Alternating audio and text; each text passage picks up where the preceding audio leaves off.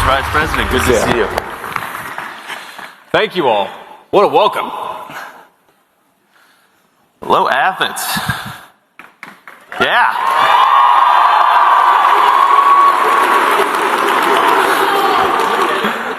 I think that's their thing. I like it. That is definitely their thing. So I've been to 2 SEC schools with Turning Point USA, and my Ohio State brethren are ashamed of me because I've given you guys way more love than my own alma mater, but it's pretty good to be in SEC country, I have to say. It's great to be here. We can help fix that. We can work on that. So for those of you wondering why I don't have really flowing, long, blonde hair right now, so I'm going to address it right at the front. Mr. Vice President, I'm on stage here instead of our friend Erica Kirk. That's right. Because unfortunately, she has received some very serious threats in her direction, which is terrible. It's a terrible reflection on the state of reality and the state of the country. But it underscores a larger point that she has received a lot of attacks from surprising places, perhaps. Tell us what you think about that. Some of the people that have made, part-time jobs out of attacking Erica, and this is the net result. Sure. Well, first of all, I love Erica, and I know that she did get some threats. And, about 2 hours ago, as you know, Andrew, I was a little worried that we were going to have to cancel the event because Erica was not going to come, and she was very worried about it. And I talked to the Secret Service, and obviously these guys do a very good job. And I said, you know what? Let's let Erica do what she needs to do for herself and her family. I'm sure Andrew will fill in. And let's go and make this an amazing event with the Georgia Bulldogs in Athens, Georgia. So absolutely, we're going to do this thing. But look, I mean, in so many ways, when did Charlie die? It was mid-September, I believe. September 10th. And in the past, that's right, it was the day right before September 11th. And in so many ways, the past 6 or so months have been 2 separate living hells for Erica Kirk. And the first is, of course, that she lost her husband, she lost the father of her children, and I'll never forget this because, frankly, I think a lot about it because my wife is now pregnant with our 4th baby, is when we went and picked up, thank you, but when we went and picked up Charlie's body in Utah, and of course you were there with us, and I met Erica, and I met the family, I met his parents and his little sister. And I just think about that moment and where she was so broken. And any of you know who anybody who's grieved before is you kind of go from just crestfallen and sad, and then you want to remember the person that you just lost. And there's just this constant flood of emotions, right? At one moment you're laughing about something they said 2 years ago, and at another moment you're sobbing because they're not there anymore. And I thought about that moment a lot because Erica told me, and that was the first time she'd ever told me this. And I guess I thought about it a lot in the context of our own, my wife's pregnancy. She said, I really wish that we had had more babies together. And that kind of hit me like, it's just it. He's gone. That was sort of one of the moments where I realized Charlie's not coming back here. And you have this mom who's really sad about the fact that her 2 little kids may never have memories. I mean, you think about as a father, I know most of you out there are too young to have kids, but one of the things that you think about as a father is, I want my kids to remember this moment, right? I want my 6-year-old to remember when I took him to the zoo, or my 6-year-old son was just baptized on Easter Sunday, and I want him to remember that moment with me, and thank you. But so Erica's struggling with this, and of course that's terrible, unspeakable. Most of us cannot even put ourselves in her shoes, while at the same time, she's trying to make sure that Charlie's legacy doesn't die. And in that context, everybody is attacking her over everything, and they're lying about her, and it's one of the most disgraceful things that I've ever seen in public life. And I've seen a lot of crazy stuff in my life as a political leader, and I will tell you that the people who tell you, I was there with her, I was holding her hand, my wife was hugging her while we loaded Charlie's body onto Air Force 2 and said the Lord's Prayer, the people telling you that Erica wasn't grieving her husband are full of shit. And we need to be honest about that fact. Excuse my language. My wife says I got to work on my language. She's been telling me that for 12 years, and it still hasn't taken. But the thing is, look, when you become a public figure, the natural thing, and I've talked to Erica about this privately, is a ton of crazy people say a ton of things about you that simply aren't true. But the thing that makes it so egregious with Erica is that she's a grieving person who's trying to carry on her husband's legacy. And look, we all do things that are wrong. If you want to, criticize Turning Point USA for not taking this position or having this political disagreement, or maybe it should do this or that, that's all above board. But to say that Erica Kirk wasn't grieving her husband on that day, to say that Erica Kirk was somehow complicit in it, is so preposterous and so disgusting. And it's one of the things that has broken, I think, the American public conversation over the last 6 months. I mean, Andrew, we could talk about this for a long time.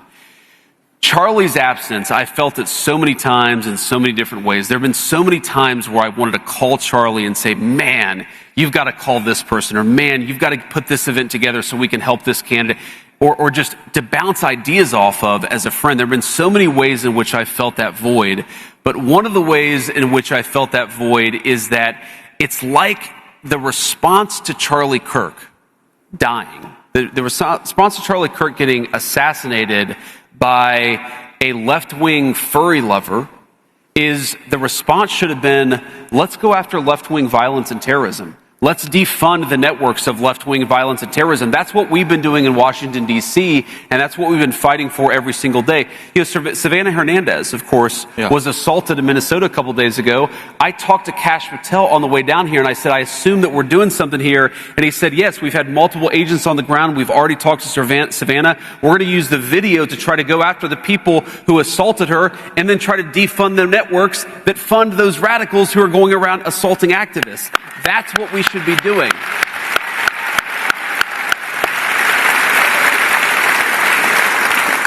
And I know that politics is hard, and I know that it's challenging, and I know that things aren't always easy, and we're going to have disagreements even within our coalition.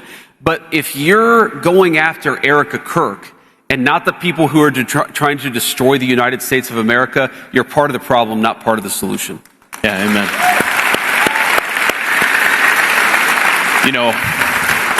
I think that's really well said, Mr. Vice President, and I always try and remember that Erica has to live with this constant reality that her kids are one parent away from being orphans. And so we take that extremely seriously. And as you mentioned, what happened with Savannah, and I think it's just important that we remember that we're dealing with humans. These are human beings. Exactly.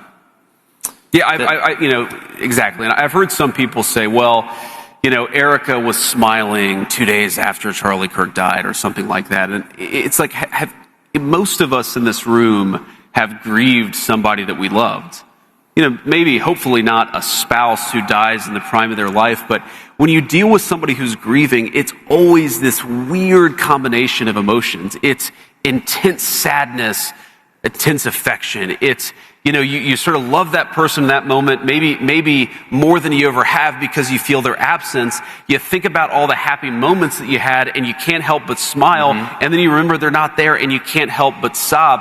That's what grief is like. And so, again, if your instinct is to go after not the left-wing radicals who are assaulting Savannah, or not the people who shot Charlie Kirk, but if your instinct is to go after a young mother because she's grieving in a way that you find wrong, well, why don't you stay in your lane and mind your own business? Yeah, amen. Grief is complicated,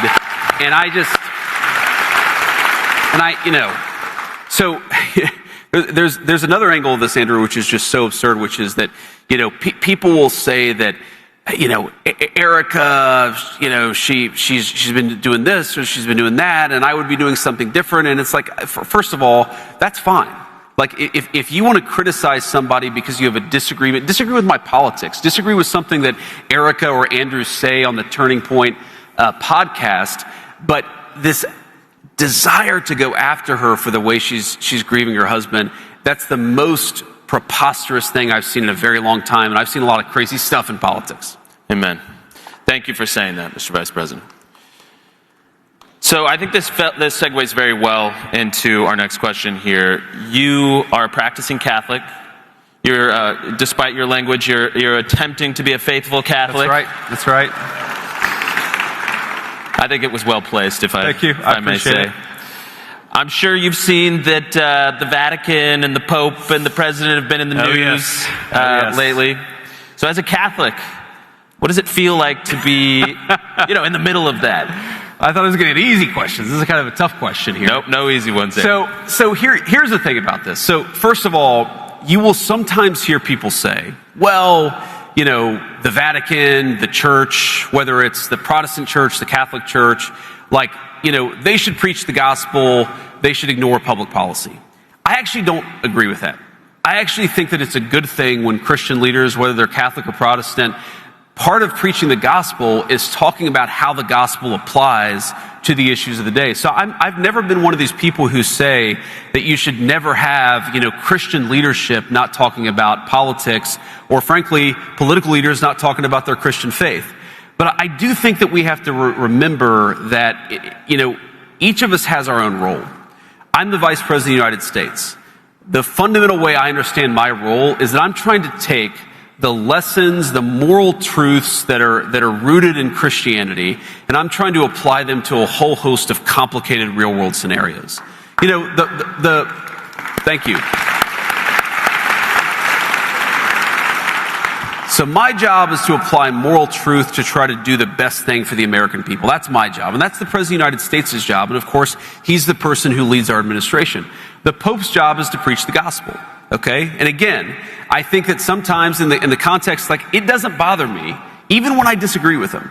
And I have a lot of respect for the Pope. I like him. I admire him. I've gotten to know him a little bit.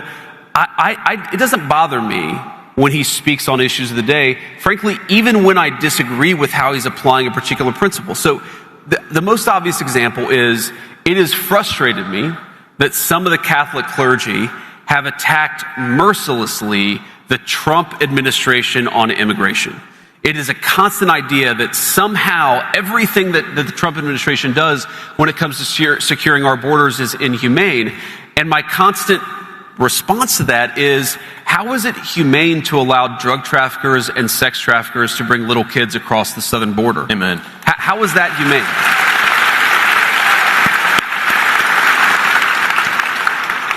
But again, I'd almost rather have the conversation. So I kind of even when there's disagreement, I like it when the Pope comments on questions of immigration. I like it when the Pope talks about abortion. I like it when the Pope talks about matters of war and peace, because I think that at the very least, it invites a conversation.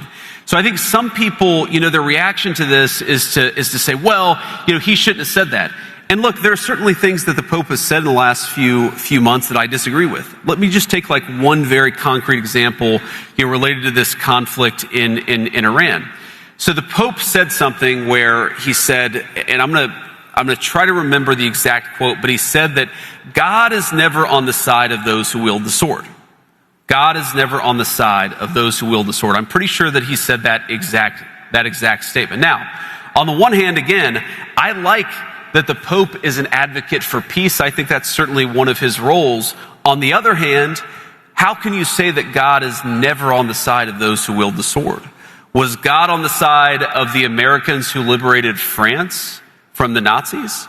Was God on the side of the Americans who liberated Holocaust camps and liberated those innocent people from, those who had survived the Holocaust? I certainly think the answer is yes, and I agree. Jesus Christ does not. I agree. Jesus Christ certainly does not support genocide. Whoever yelled that out from the dark, he certainly does not. I think that's pretty easy. I think that's a pretty easy principle. Okay, so here's a guy. Let me just say this. This is a guy. No. First of all, random dude who's shouting, can I finish my point and then I'll respond to what you just shouted? Is that okay? Okay, great. Yeah, can we give him 1 second to answer this? So let me just finish this question on the Pope, and then I want to respond to what this guy said. So, number one, when the Pope says that God is never on the side of those who wield the sword, there is more than a 1,000-year tradition of just war theory. Okay? Now, we can, of course, have disagreements about whether this or that conflict is just, but I think that it's important, in the same way that it's important for the Vice President of the United States to be careful when I talk about matters of public policy, I think it's very, very important for the Pope to be careful when he talks about matters of theology. And I think that one of these issues here is that there has been, again, hey, random dude screaming, I told you I'd respond to your point. I just want to respond to this question first. But I think one of the issues here is that if you're going to opine on matters of theology, you've got to be careful. You've got to make sure it's anchored in the truth. And that's one of the things that I try to do. And it's certainly something I would expect from the clergy, whether they're Catholic or Protestant. Now, to respond to this guy here, he said, I believe he said the administration supports a genocide in Gaza. And here's my response to that. When we came in, the humanitarian situation in Gaza was an absolute catastrophe. You know who's the person who got a peace agreement in Gaza? Donald J. Trump. So if you want to complain about what happened in Gaza,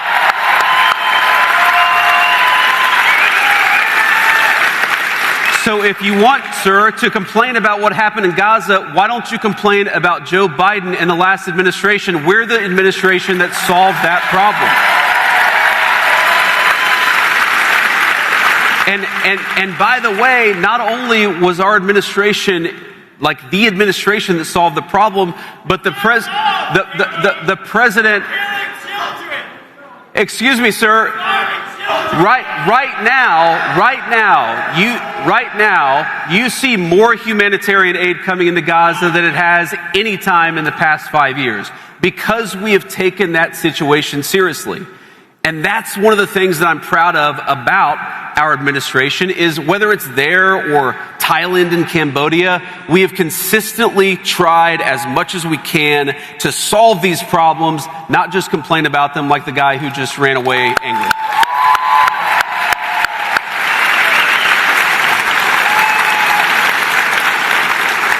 You know, JD, I'll never forget your speech at Charlie's memorial, and you talked about how your faith in the wake of Charlie's assassination has become so central to you. You talk about it more, and now you're even writing a book about it. Sure. Tell us about it. And what's it called? It's called the way. Well, it's called Communion, and you know, I think the subtitle is Finding My Way Back to Faith. Yes. And you know, here's why I wanted to write this book, Andrew, because you know, I think that, like a lot of you, there was a point in my life. I mean, you're probably this is probably a much more Christian audience than maybe I was when I was a 22-year-old college student. I just got out of the Marine Corps, and I realized that I was sort of winning this game of life in one sense, and I was losing it in the way that mattered. And, you know, I was raised in a Christian household. I was raised in a very sort of Pentecostal family. You know, our church had really good music and amazing people. And one of the things I love about evangelical culture in the United States of America is just how welcoming it is of everybody, right? And you know that. You're an evangelical Christian. And so the thing is, I hadn't been properly formed in my faith. And so I got to the Marine Corps, and by the time I left the Marine Corps and it was starting college, I called myself an atheist. And I kind of went through this period of being an angry atheist, and then I realized when I got to a point where I thought to myself, what actually matters in life? It's not getting into a law school, which I had done. It's not making a lot of money. It's not credentials. It's not good jobs. It's being a good person. It's, you know, I'd fallen in love with this, thank you. I'd fallen in love with a girl, and that girl eventually became my wife and the mother to our now 4 children. And I remember thinking to myself, like, she doesn't care whether I make a certain amount of money. She wants me to be a good husband. She wants me to be a good father. She wants me to be a virtuous person. And I started to realize she wants date night. Yes, she does want that, which is hard when you're Vice President of the United States.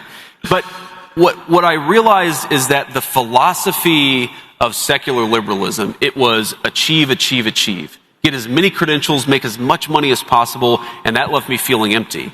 And meanwhile, it was this faith that I had discarded as a kid, which actually provided a real sense of meaning and purpose.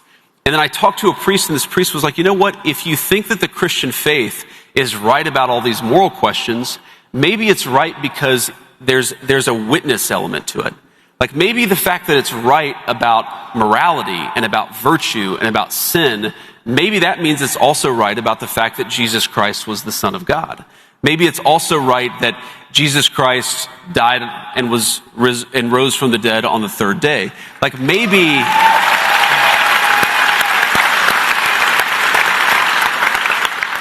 these things that appeal to you about the Christian faith come from the deeper truth of the Christian faith.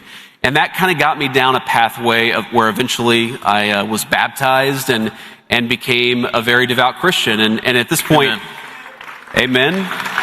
Thank you. Amen.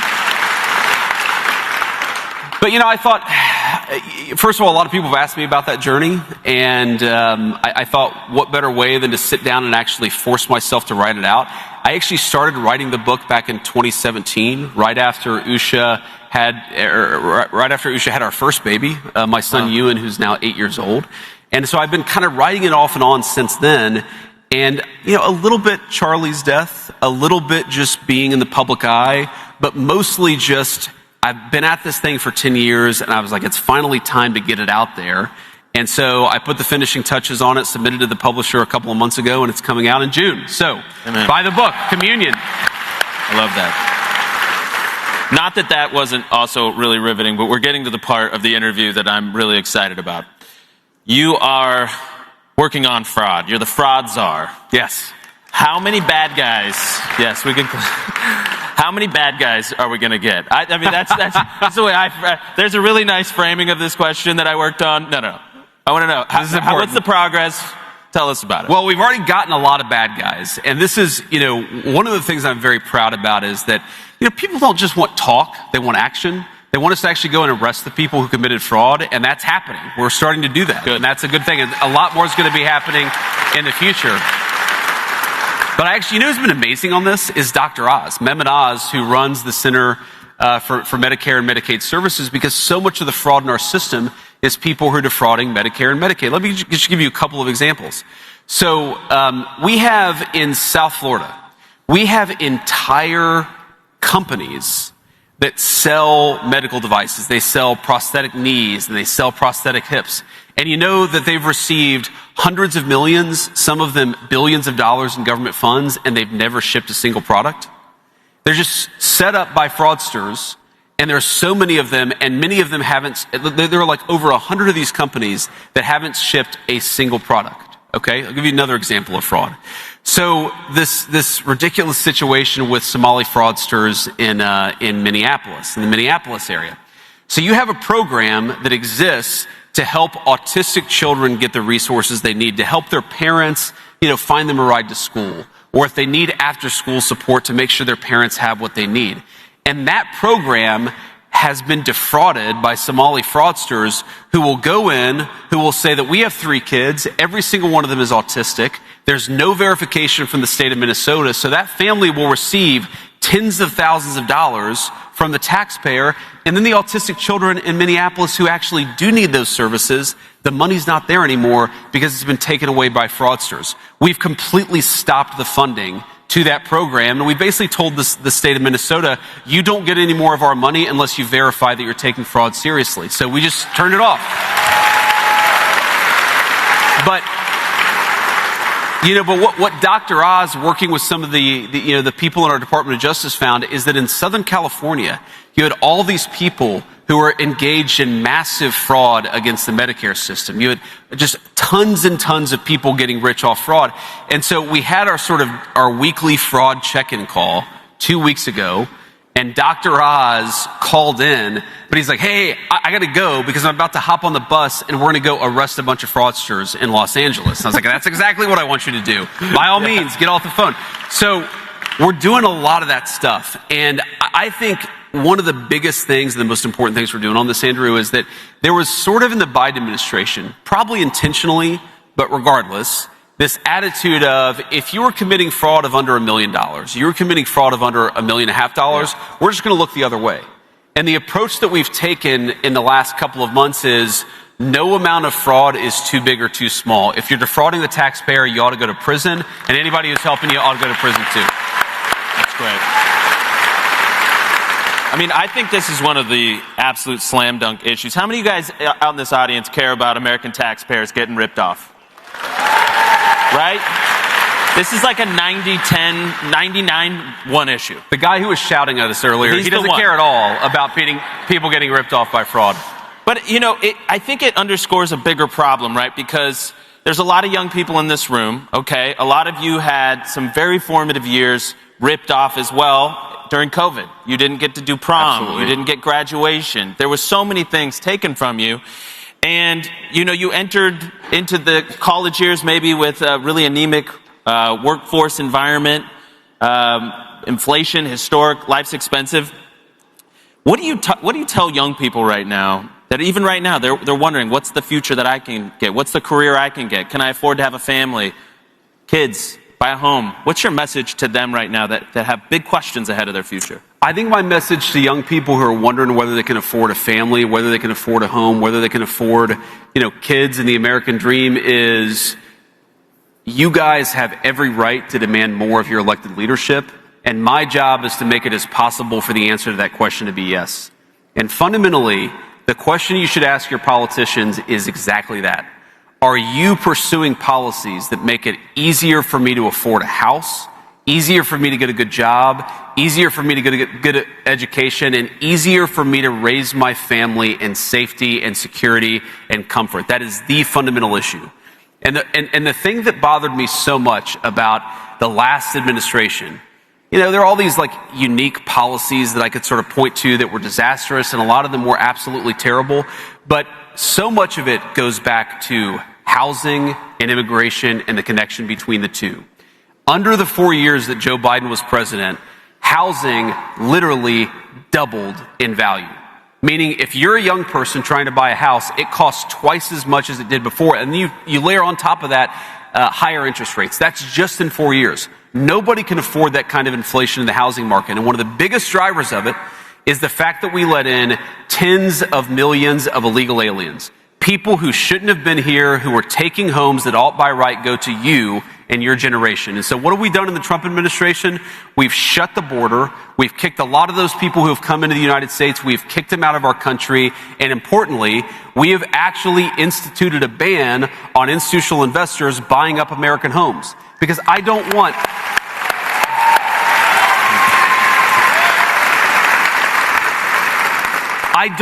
private equity firms, many of them backed by foreign money, to buy American homes. I want you guys to be able to buy American homes. And I will say,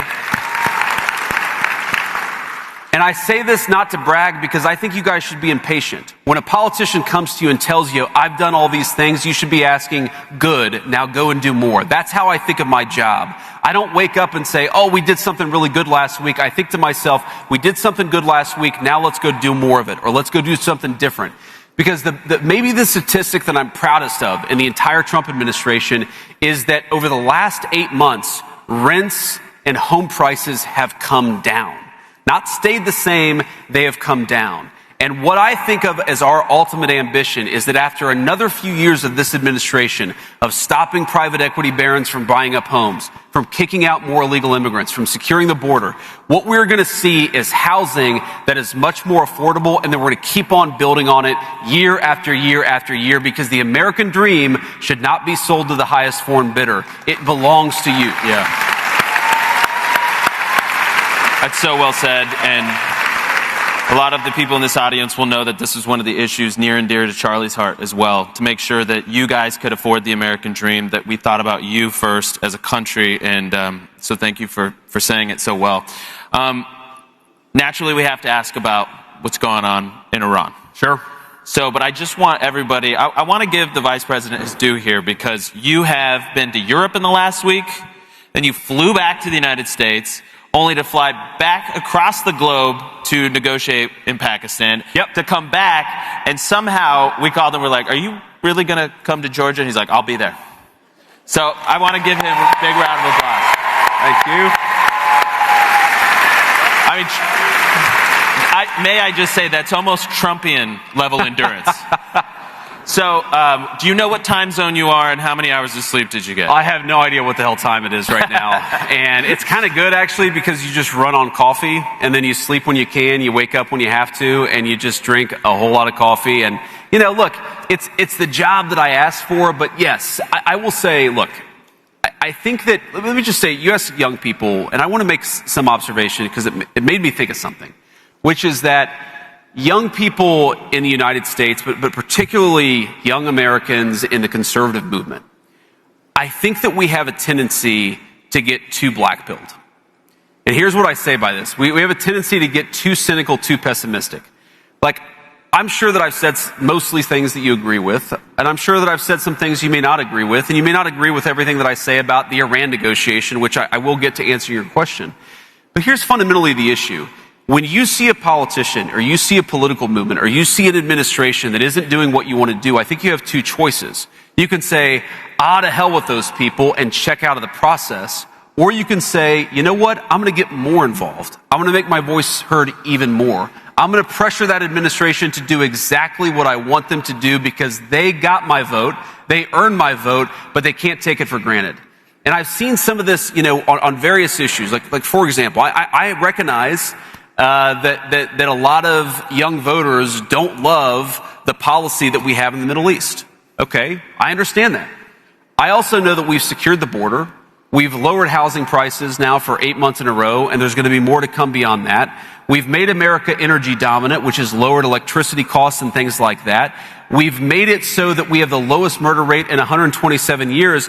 I'm not saying you have to agree with me on every issue. I'm not saying you have to agree with me on every issue. What I'm saying is don't get disengaged because you disagree with the administration on one topic. Get more involved. Make your voice heard even more. That's how we ultimately take the country back. It's not by you know, if you get 5 things you want and 1 thing you don't want. I see way too many people, especially in sort of the online conservative, you know, Twitter sphere, who say, you know, there's no point. No. Because, or let me give you another example, the SAVE Act, okay? A lot of people want the SAVE Act. I want the SAVE Act. I've been fighting for the SAVE Act literally since day one of the administration. And I've seen a lot of people saying, what the hell's the point of voting for these guys if, you know, you've got 3 Republicans joining with the Democrats to prevent the SAVE Act from passing, or I guess 4 Republicans. And here's my response to that.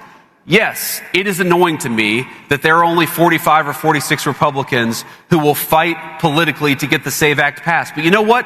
10 years ago, that number was 35.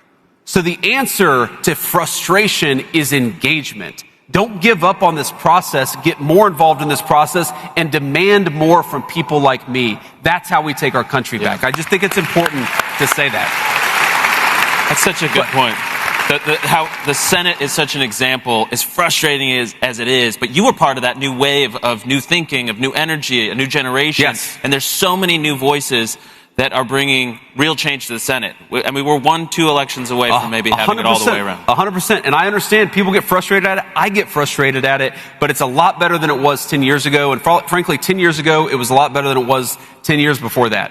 But here's where we are on fundamentally. The president set a policy. Iran cannot have a nuclear weapon. And right now we are negotiating to make sure that very thing happens. And here's, you know, what's interesting about this is what's interesting about this is that we have this ceasefire that's in place. I think it's 6 or 7 days old. Right now this ceasefire is holding. And what you're seeing is what the president wants to make, he doesn't want to make like a small deal. He wants to make the grand bargain. And what he's basically offering to Iran is very simple, and frankly, it's something that no president has had the ability to offer. He said that if you're willing to act like a normal country, we are willing to treat you economically like a normal country. He doesn't want a small deal. And that's one of the reasons why, one, I'd say in Pakistan, we made a ton of progress. But the reason why the deal is not yet done is because the president, he really wants a deal where Iran doesn't have a nuclear weapon, Iran is not state-sponsoring terrorism, but also the people of Iran can thrive and prosper and join the world economy.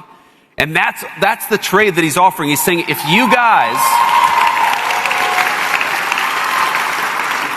said, if you guys commit to not having a nuclear weapon, we are going to make Iran thrive. We're going to make it economically prosperous, and we're going to invite the Iranian people into the world economy in a way they haven't been in my entire life. And that's the kind of Trumpian grand bargain that the president has put on the table.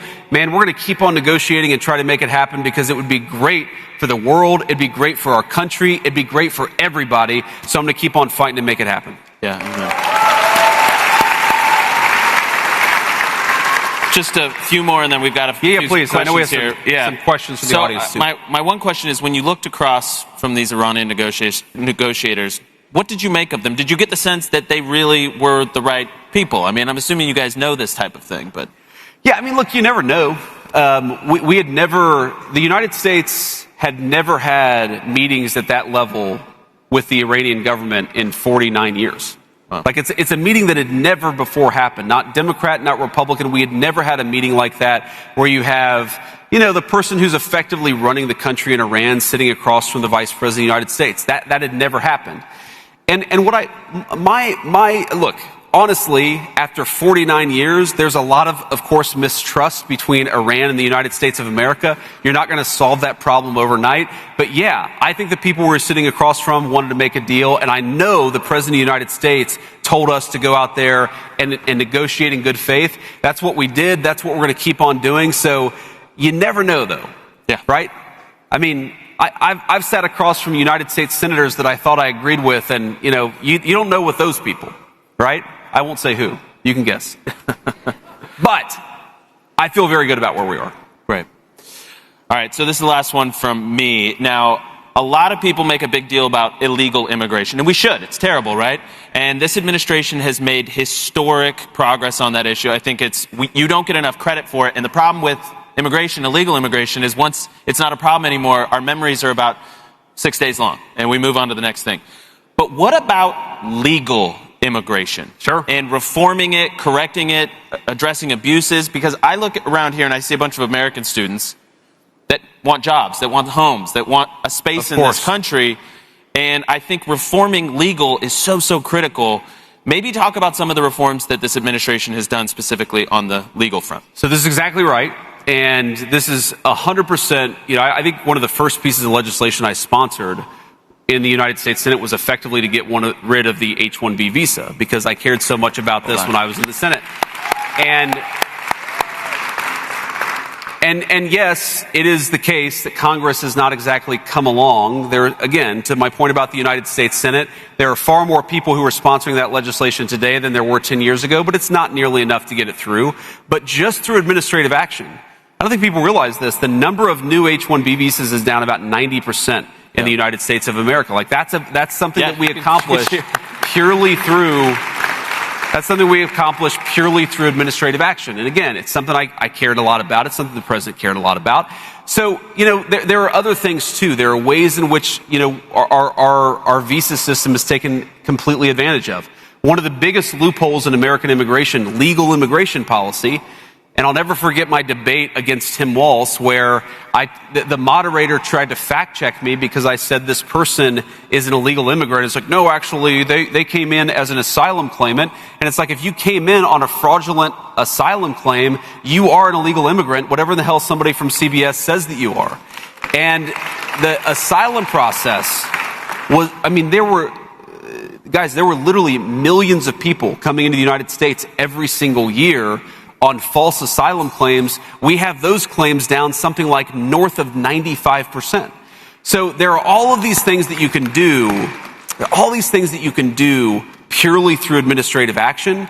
But for us to really make this stick, look, as much as I don't want this to happen, eventually, hopefully 20 years from now, you're going to have a Democratic president who tries to undo everything that we've done on immigration. That's why we need Congress to codify this stuff. But right now, I'm very proud of what we've done in the Trump administration. Massive reductions in fraudulent visas, massive reductions in fraudulent number of asylum claims, massive reduction in H-1B visas granted. We're making a lot of progress. As I said to you, we want to make more. We're certainly going to make more over the remaining 3 years. But what that means, fundamentally, is you guys deserve to have good jobs. And I don't want, when you graduate from this amazing university, and it hurts me to say that as an Ohio State fan, but this is an amazing university. When you graduate, I think the guy who was screaming earlier, he's clearly a Michigan guy. Just put it on the table. Oh no, we have another Michigan guy over here. But they did win the Natty. So yes, that's right. That's right. But when you guys graduate from this university, I don't want you competing against a low-wage foreigner for your first job. I want a company to have to pay you a fair wage for a fair day's work. It's like common sense.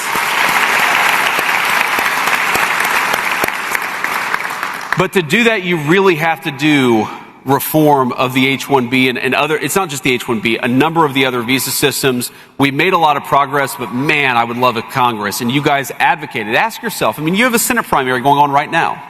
This is what I say about getting more involved. Every single one of you should ask those Senate candidates, what do you think about the H-1B visa? Would you co-sponsor the Vice President, former Senator's legislation to eliminate that program because it's basically just something that big tech companies take advantage of? These are the things that you guys have to do because I can't keep these politicians honest by myself. I need your help. It's a very big job. Great stuff. So, thank you, Mr. Vice President. We have some questions. I believe we're ready for some questions for let's do some questions from the audience. Oh, right here. Okay, there we are. Hello. Hi, my name is Hope. I have a serious question and then a fun question. Okay. So your serious question is, when you were growing up, who was your voice/influencer that helped you see your conservative views? And then for now, who can we look at as an influencer or like a voice? Okay, so that's very interesting. So, when I was a kid and I was kind of developing my politics, there was actually a radio host, a guy who founded this organization called Focus on the Family, James Dobson, who was really influential to me. And he was just, he was a good Christian guy. He talked about the family. He talked about things I cared a lot about. And I came from a broken home. So when he talked about the ways in which a broken home had a negative effect on kids, it made sense to me because I was seeing it in my own life, and then here was a guy who was actually talking about it. And what I liked about him is that he didn't talk about it in this judgmental way, right? He wasn't attacking a kid like me who didn't have everything handed to him. He was just explaining in a very real world, with a fundamentally Christian underpinning, here's what happens when things are broken. And when you ask who are some of the conservative influencers or the political influencers today, there are a few people that I look to who I think have very, very smart and wise spiritual wisdom. I mean, I think Andrew and Blake and the podcast that they have at TPUSA is amazing. I listen to it all the time. I think it's great. I think if you want a good laugh, I love Theo Vaughn. Like, he's one of my favorite. I think he's just incredible. And he's got one of these senses of humor where 30% of the time it goes completely over my head, and 70% of the time he's the funniest person imaginable. But I think Theo has a good heart. And that's one of the reasons why I really like listening to his show. And then just in terms of pure politics, of course you should be listening to the Vice President of these United States. Thank you. And then my fun question is, if you could have a free day with 0 responsibilities, what would your day look like? Oh, that's a good question. And honestly, I would add not just 0 responsibilities, but total anonymity. Because the thing that I love this job. It's very cool. I'm very honored to have it. But what I really want to do, honestly, is take Usha and the 3 kids and just walk to a local cafe, eat a ton of pancakes, and then take the kids to the zoo without anybody knowing who the hell I am. That's what I would do if I had a day. Awesome. Thank you. Very nice question. All right, hi JD, my name is Jacob, and I'm also from Cincinnati, so I get you, I'm with you there on the zoo. That's pretty awesome. Yeah, so. Appreciate that. Thank you. Anyway, my question is that there's a lot of division within our country right now, from right to left and everybody in between. And leading up to the 2024 election and Charlie's death, I found that Charlie was definitely the glue that held at least the conservative movement together. Right. And since he has passed, there has been a lot of division within our conservative movement, and especially with the 2026 midterms and the 2028 election coming up. How do you think the conservative movement can be united? And if there is a who do you think that could be? Well, that's a very good question. And look, man, I agree with you. I think part of the division is Charlie's death, because Charlie, as Andrew knows well, and a lot of this was behind the scenes, Charlie was the guy who was talking to different segments of the movement, right? So, I mean, just this Iran thing. Charlie would be the guy who was talking to the people who really wanted to go to war with Iran and the people who really didn't want to go to war with Iran. And he would try to find ways for those guys to work together, even if they disagreed over one issue, right? And so Charlie's absence is a huge thing. And my answer to your question is, who replaces Charlie Kirk? I think it's going to be a combination of people. I think Andrew's got a role. I've got a role. You guys have got a role. And I think the most important thing to remember about how Charlie thought about this is he always recognized what was the goal and who was the real problem. The real problem is not a person who disagrees with you about this or that foreign policy or domestic policy issue. The real problem is the person who killed our friend and anybody who defended the people who killed our friend. And we got to keep our eye on the ball and recognize that those who want to kill conservatives because they have the wrong viewpoints, we need to defeat those people. We need to unite with each other and actually fight together to defeat the real enemy that's out there. That's the most important message. And I'll also give you, one of the reasons why I'm optimistic about this is, even when Charlie was alive, you saw some of these divisions starting to bubble to the surface, okay?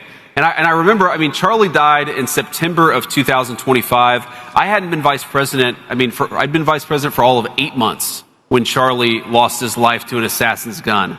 One thing that makes people in politics sort of divide against each other is just being in power, right? When you have control of the House, the Senate, the White House, and there's not an election around the horizon, it's very easy to forget what your goal is.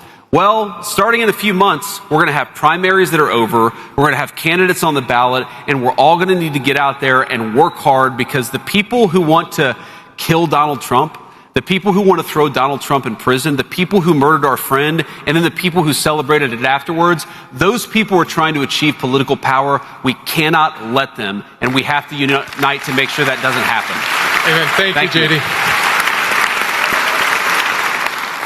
Good evening, Mr. Vice President. Thank you for taking the time to come out here. My name is Dane Hoff. I'm originally from the great state of Arizona and proudly voted for you and Donald J. Trump in November 2024. There we go. And my question is that many people believe the midterms are already gone for us. I disagree.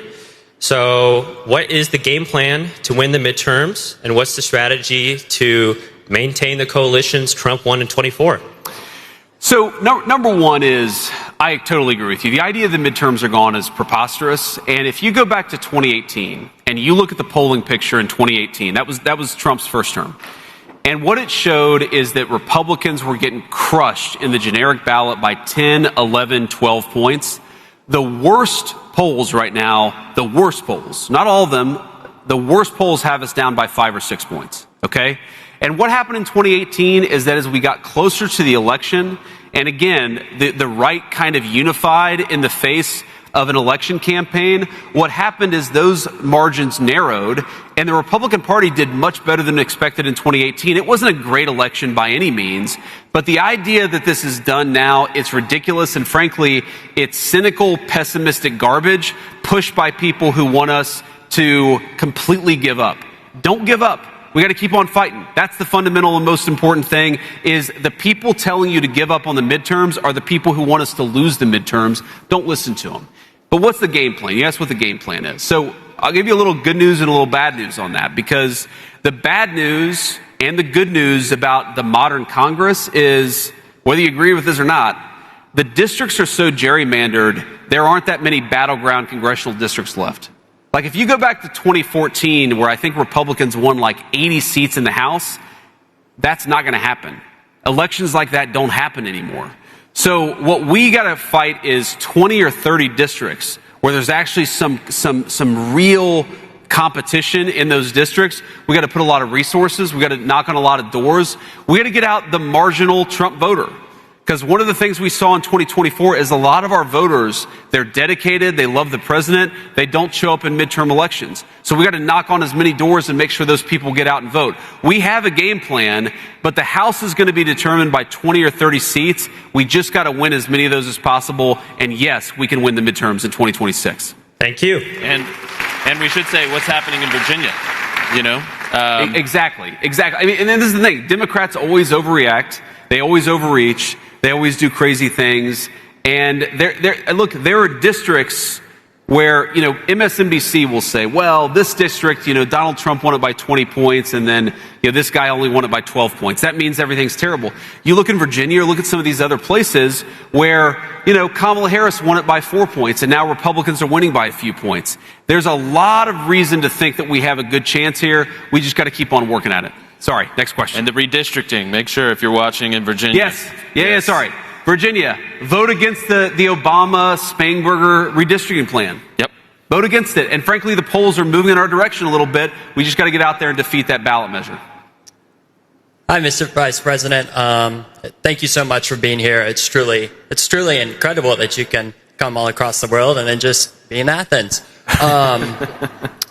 So my question, not to sound pessimistic, but my question revolves around Congress. Sure. And, many Americans feel discouraged, even somewhat dissatisfied. The executive sets out a plan. You want to do something, but Congress sometimes is just unable to deliver. And with, the inability to keep the government open during shutdowns and all of that stuff, what are your thoughts? I know leaders such as Governor DeSantis have called on term limits for Congress members, balanced budget amendments, and banning stock trading. What do you think are just some practical measures that we can take to ensure Congress is delivering results to the American people? Yeah, so great question. And I remember during the State of the Union address, when the president talked about banning members of Congress from trading stocks, I looked over at Nancy Pelosi and she was sitting in her chair like, and if you watch the State of the Union, I start laughing hysterically. It's because I looked over and saw the look on Nancy Pelosi's face. I think people don't have any idea how bad the corruption is in Washington, D.C. So yeah, I love the idea of term limits for Congress. You know what I love more? I love the idea of term limits for bureaucrats. Nobody in Washington, D.C. should be able to sit in a chair for 30 years, do your public service, and go back home and do something productive. But so much of what's broken about Congress really does go down to corruption. So, there are so many examples, let's say, of a congressman who got a classified briefing on COVID. It's like, oh, there's this crazy Wuhan flu that's floating around Wuhan, China. And again, at that point, like, everybody called it the Wuhan flu. And then you come out of that classified briefing and you buy a bunch of biotech stocks, or you buy a bunch of pharmaceutical stocks. Or maybe, you sell airline stocks because you know that the airlines aren't going to work that well if everybody's sort of sheltering in place and governments are shutting down the economy. That stuff should be illegal and you should go to prison for it. And if you just cut out the basic corruption, you'd solve a lot of the problem. Thank you so much. This will be the last question. Okay. Can we take two more? Because I like answering questions. We'll take a couple more. Hi, Mr. Vice President. Before I get to my question, I just want to, number one, thank you for your service to the United States military. And number two, welcome you to the greatest university in this country.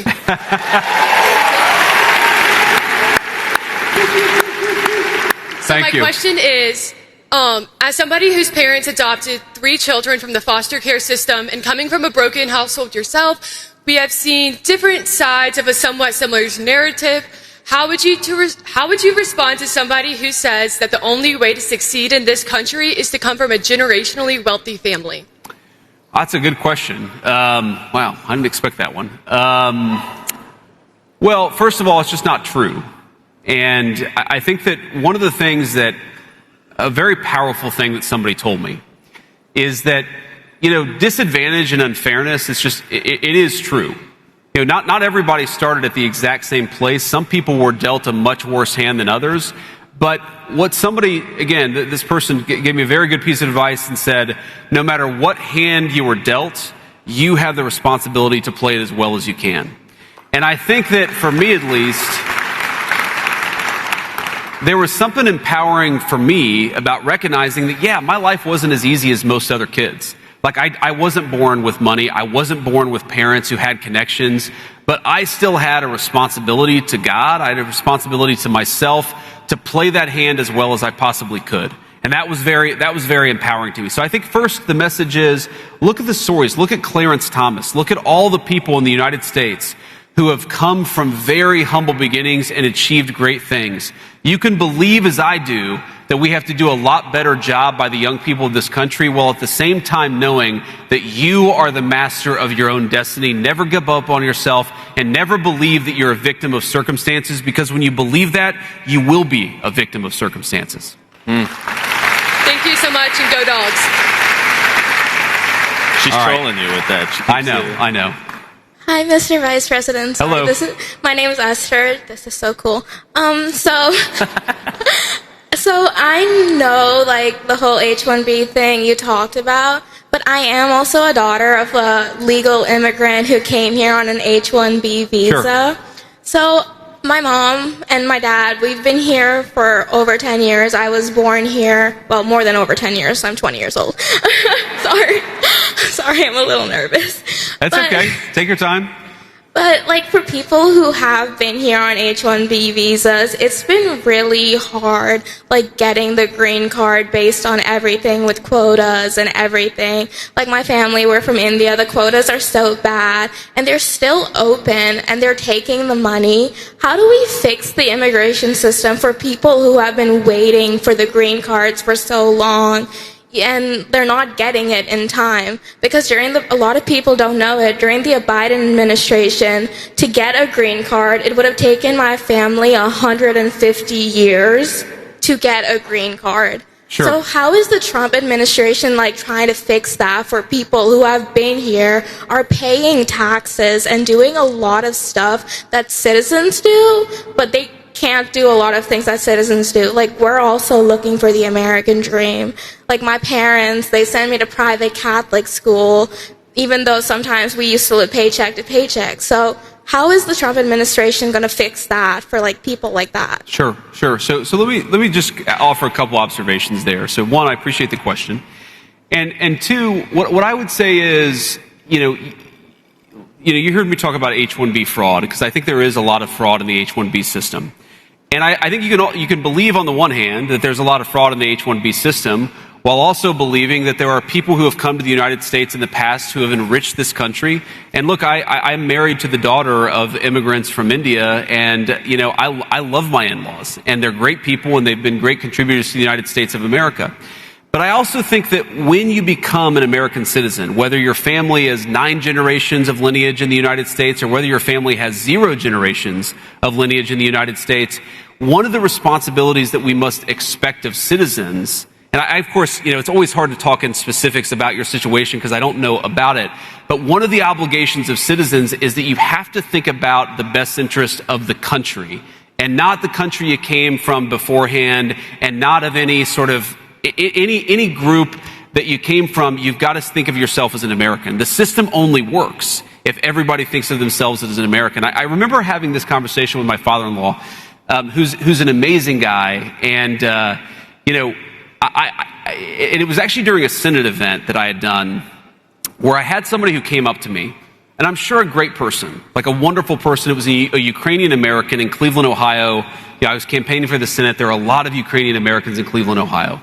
And this person got really agitated at me because I was saying we should stop funding the Ukraine war, okay? And I still believe that, obviously, and it's one of the things I'm proudest that we've done as administration, is we've told Europe that if you want to buy weapons, you can, but the United States is not buying weapons and sending them to Ukraine anymore. We're just out of that business. It's a very good thing. But these Ukrainian American, again, a kind person, they probably didn't vote for me after this conversation, but he was kind of sticking his finger in my face saying, you need to support my country. You need to support my country. And I said, sir, with all due respect, if you're an American, your country is the United States of America, not a place that you immigrated from, whenever that was. And it occurred to me, and I know this is the last question, I'll try to be quick here, but it occurred to me that my father-in-law, who came from India, who moved to the United States, who got an education and became an American citizen, that never once in my life has he ever said, you have to do this, or you should do this because it's in the best interest of the country that I came from. And I think that attitude, to the extent that attitude dominates among the new generation of Americans, that makes Americans feel welcoming towards people, because everybody, again, whether your family's been here for 300 years or 1 second, to be an American means to look out for Americans first, and that's the perspective we have to take to our immigration policy. Thank you. Thank you. Okay, yeah. We'll do one more. Sorry, real quick. I love this, but I gotta go. Thank you so much, Mr. Vice President, and coming to UGA and allowing us to express our freedom of speech. So thank you so much. The First Lady said Epstein was not acting alone and had to be held accountable. She said and called for a congressional hearing, but President Trump multiple times called the files a hoax. The acting attorney general said Epstein shouldn't be a part of anything at the DOJ. If there are compromised government officials in those files, how can the public trust that this administration will hold anyone accountable when its own Justice Department is actively blocking the investigation? Given that, can you clearly articulate your stance on whether federal entities should have a formal investigation? Thank you. Yeah. So first of all, you said the Associate Attorney General or something. I haven't seen that quote, but here's my view on the Epstein matter. Number one, the guy was clearly a scumbag. Okay. Number two, he clearly had extraordinary connections, both with intelligence services, both inside the United States and outside the United States, and also with a lot of very wealthy and powerful people. Okay. Number three, I have been a firm advocate, and will continue to be a firm advocate of where we have something, and you know, like, I'm probably more obsessed with this than most officials, okay? Probably more obsessed with this than most people even in this room, is when you see somebody who says something in an email that suggests, you know, there's one email I read, and it's been a little while ago, but it was talking about, you know, one person sent an email to Jeffrey Epstein saying, oh, there was some really nice, like, pizzas and grape sodas or something like that. And I remember it sounded like the Pizzagate conspiracy theory, but here it was in like an email from a guy. And my reaction to that was, we should absolutely investigate that person. Okay. And, you know, you remind me, I'm going to follow up on that to see whether we've investigated that person, because we should. We absolutely should. When you see evidence of sexual assault, sexual misconduct, regardless of whether you're powerful or not, in fact, you should probably investigate it more if you're a powerful person, right? I don't want powerful people, you know, being involved in this disgusting behavior. But I have to defend the president on this, because when he said that it was a hoax, what he was talking about was this democratic idea that he's connected to Epstein. If you look at those emails, it's like, you know, they were in the same, you know, everybody in Palm Beach knew everybody, okay? Like the president has said, he knew Jeffrey Epstein and he was a scumbag. But what you see in those emails is that Jeffrey Epstein hated Donald Trump, and Donald Trump hated Jeffrey Epstein. In fact, one of the emails is about Donald Trump narking on Jeffrey Epstein to the local sheriff, saying, this guy's a scumbag. You should go and pick him up. So when the president says this is a hoax, he's not saying it's a hoax that Epstein was the scumbag. He's not saying that it's a hoax that Epstein was connected to powerful people. He's saying this democratic idea that somehow he was Epstein's best friend, that is a hoax. And if you look at the emails, it's obvious that Jeffrey Epstein hated Donald J. Trump. And by the way, one of the best signs for whether you're a good person or not, for whether you're a decent human being, is if the worst people in the world hate your guts. The fact that Jeffrey Epstein hates Donald J. Trump is a pretty good thing for Donald J. Trump. Yeah, well, and I will say, by the way, just so you know, the DOJ, just before we got on stage, I guess I saw the news, has unredacted fully the 6 million documents, made it available to your congressmen and women. So put pressure on them to go give you a report of what they find. Mr. Awesome. Vice President, thank you so much. Man. Thank you, guys. Appreciate you. That's awesome. Thank you.